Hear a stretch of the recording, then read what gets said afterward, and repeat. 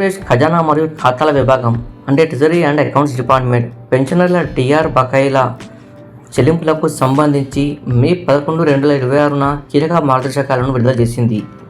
ఆ వివరాలు ఇక్కడ ఉన్నాయి. కీలక అప్డేట్స్: నిలిచిపోయిన చెల్లింపుల గడువు.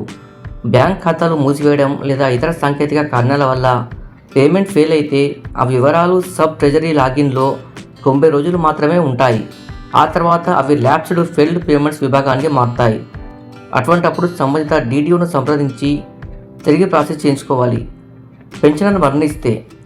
పెన్షనర్ మరణించిన పక్షంలో వారికి రావాల్సిన డిఆర్ బకాయిలు వారసుల ఖాతాలోకి ఆటోమేటిక్గా జమ కావు.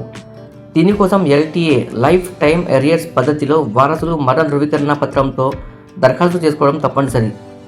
పారదర్శకత: పెన్షనర్ల బిల్లు స్టేటస్ తెలుసుకోవడానికి జిల్లా ట్రెజరీ అధికారులకు ప్రత్యేక లాగిన్ సదుపాయం కల్పించారు.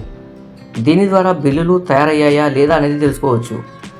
ప్రస్తుత స్థితి: గత సంక్రాంతికి విడుదలైన డిఆర్ బకాయిలు ఇంకా అందని వారికి ప్రస్తుతం సిఎఫ్ఎంఎస్ సైట్లో వెయిటింగ్ ఫర్ ఫండ్ క్లియరెన్స్ అని చూపిస్తుంది.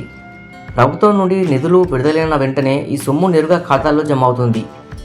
పెన్షనర్లు వారసులు చేయవలసినవి: మీ బ్యాంక్ అకౌంట్ అప్డేట్గా ఉందో లేదో సరిచూసుకోండి. ఒకవేళ పెన్షన్ మరణించి ఉంటే వారసులు వెంటనే ఎల్టీఏ పద్ధతిలో దరఖాస్తు చేసుకోండి. ఏదైనా సాంకేతిక సమస్య ఉంటే మీ పరిధిలోని డీడీఓ లేదా ట్రెజరీ కార్యాలయాన్ని సంప్రదించండి.